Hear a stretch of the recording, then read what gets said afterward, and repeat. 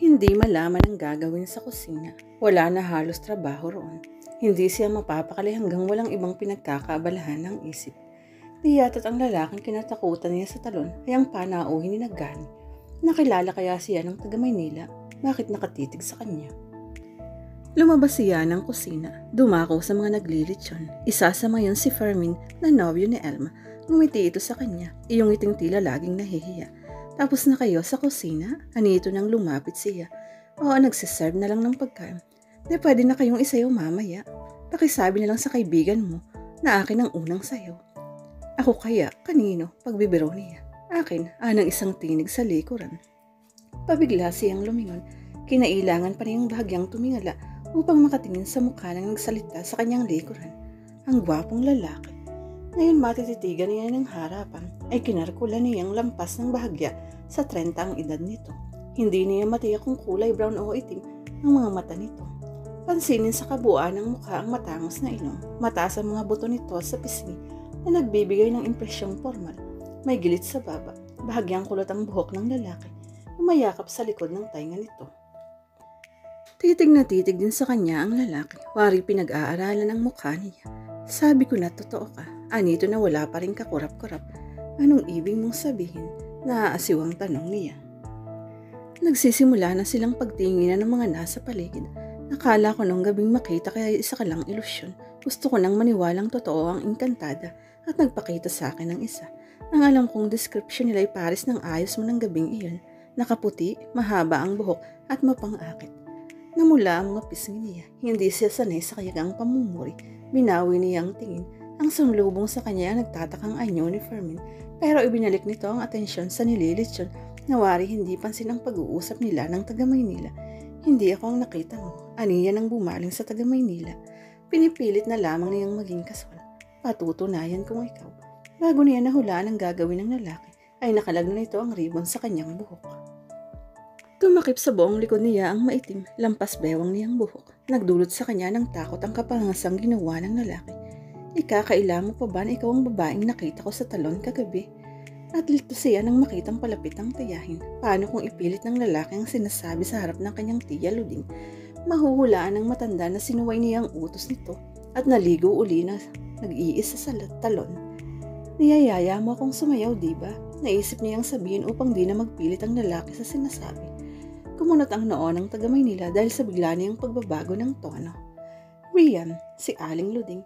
Tiyang, magandang gabi ho. Pagbibigay galang ng lalaki. Gandang gabi naman, ani Aling Luding.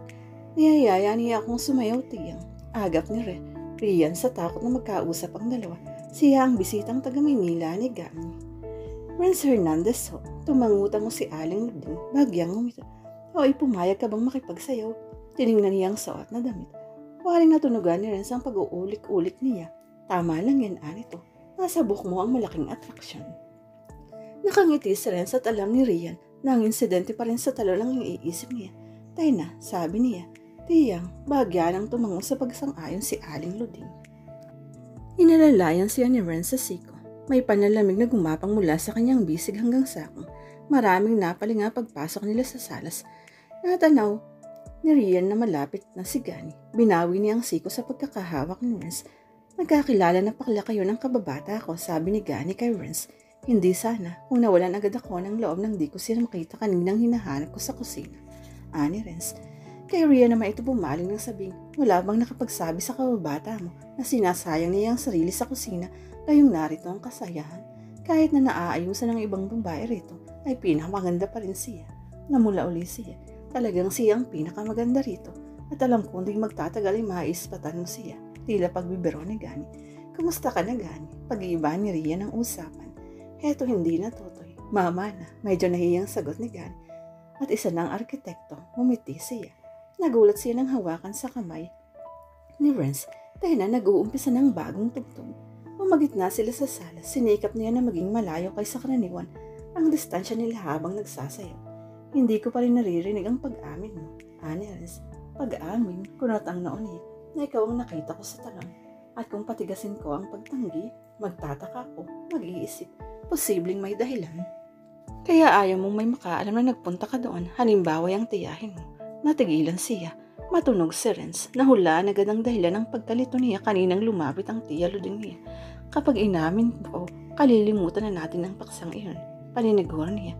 Pangako, ako nga iyon. Hindi na sila nag-uusap ng mapon niya na magkalapat ng kanilang dibdib. Hindi niya napansin ang unti-unting paghapit sa kanya kanina ni Renz. The first time I ever saw your face, inihihimig ni Renz ng pabulong ang awiting sinasayaw nila. Pakiramdam niya ay nais iparating ng kasayawang mensahe ng liriko niyon. I felt your heart so close to mine. Hindi nakaligtas sa pansin niya ang ilang kanayong nakatingin sa kanila at nagbubulungan. And I know the joy will fill the air and will last till the end of time, my love. May kaligayahang idinulot sa kanya ang ginagawa ni Renz, bago at kakaibang kaligayahan. The first time I ever kissed your lips, ayoko na, pagod na ako. Sabi niya sabay taas ng tingin. Ang tangka niyang paglayo ay pinigil ang nakayakap na kamay ni Renz. Hindi pa tapos ang tugtog. Anitong nakatingin sa kanyang mga mata. Kahit na, kaya na. Ilang sadlit siyang tinitigan ni Renz na parang inaaraw ang kanyang nararamdaman. Pagkahugawi nakangiting ni Scarta na siya palayo sa sayawan. Pinagtatawanan mo ba ako? Tanong niya ng mapo nang nakangiti pa rin si Renz nang wala na sila sa gitna. May dahilan ba para gawin ko iyon? Kaswal na tagot nito. Meron. Gusto niyang isagot. Alam ni Renz ang nararamdaman niya sa pagsasayaw kanina. Sa gulang nitong maaaring malapit na sa 30, ang hula niya ay sanay na itong kumilatis ng emosyon ng pares niyang wala pang kamuwangan at marahil lihim siyang pinagtatawanan nito. Matapos siyang paranasin ng isang kakaibang pakiramdam ay pagtatawanan siya. Galit na tumalikod siya upang bumalik sa kusina. Pinigil siya ng kamay ni Renz. Saan ka pupunta? Hindi ako para rito. Sa kusina ang talagang destino ko. Gusto niyang idagdag. Sa ibon lang gamitin ang karisma mo dun sa mga tangang kinikilig sa'yo. Pero di niya sinabi yun. Hinatak na lamang ang kamay at walang lingon likod na tilalikuran ito. Kahit paano na ipadama niya kay Renz na hindi siya masyadong inosente at alam niya ang paglalarong ginagawa nito sa kanyang emosyon. Pormalang tiyalo din niya nang lapitan siya habang nagbabalot ng kutsara at tinidor sa napon. Uuwi na tayo. Sumasakit ang ulo ko. Nagpaalam na ako kay konsehal. Kilala niya ang tiyahin, hindi ito mapag-inda. Sa mga sakit ng katawan, hindi sapat ang simpleng sakit ng ulo para iwan ito ng isang natanguang kompromiso. May bumabagabag dito. Pagdating ng bahay, ipinalatag niya ang tiyahin.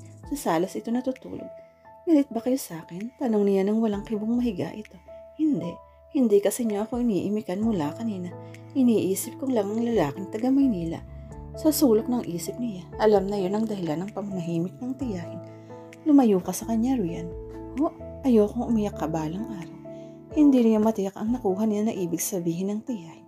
Nanatili siyang nakatitig dito.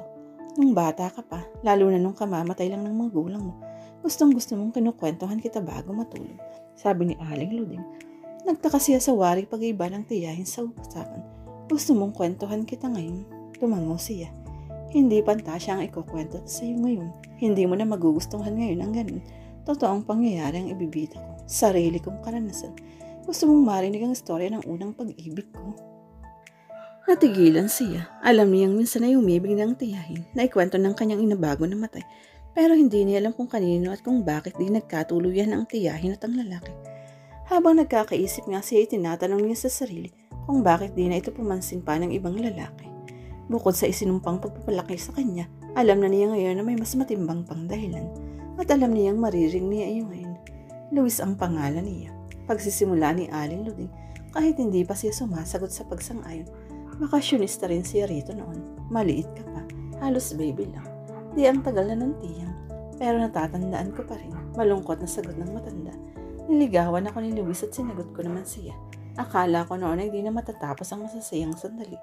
Walang oras na di ako masaya. Alam niya na kahit sa kanya ay nakatingin ang tiyahin, sa isip nito ay ang larawan ng kahapon ang nakikita. Kaya lang kulang sa panindigan si Luis. Napahinuhod siya ng ina na pakasal sa isang pares din lang mayaman. Hindi na niya natupad ang pangakong babalikan ako. Dinig niya ang may bahagyang paghikbi sa tinig ng tiyahin at nakadama siya ng habag dito. Mahal pa rin ninyo siya, tiyang. Matanda na ako. Tumangutang mo siya. Mahal pa rin ninyo siya. At iyon ang pinakamalaking trahedyang maaaring mangyari sa isang babae. At kahit ayaw mo na patuloy pa rin umiibig sa isang wala na, ayokong maulit yun sa'yo.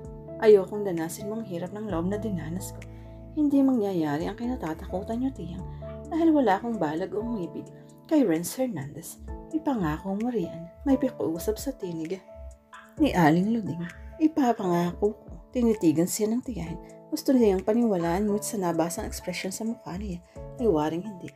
Tumagilid ito sa pagkakahiga. Matulog ka na.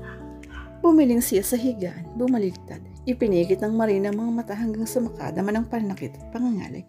Itinabo niya ang unan sa mukha, pero hindi pa rin siya makatulog. Nanunodyo ang mukha ng isang lalaking kahit saan siya tumingin ay tila nakikita niya. Sa kisame, sa dingding, sa buwan, at kahit sa kadiliman ng kanyang pagkakapikit. Basta na lang mararamdaman mong gusto mo siya at mas malamang sa unang pagkikita pa lang ay mangyari na yun. Hindi ko gusto ang lalaking yun, Elma. Sabi niya sa sarili. Ang totoo nga ay galit pa ako doon at iyon ang dahilan kaya ako siya naiisip. Galit ako sa kanya. Napepreskohan ako sa kanya. Imposible ko siyang magustuhan. May pangako ako sa tiyang. May pangako ako sa tiyang. May pangako ako. Mayroon. Nakatulog na siya.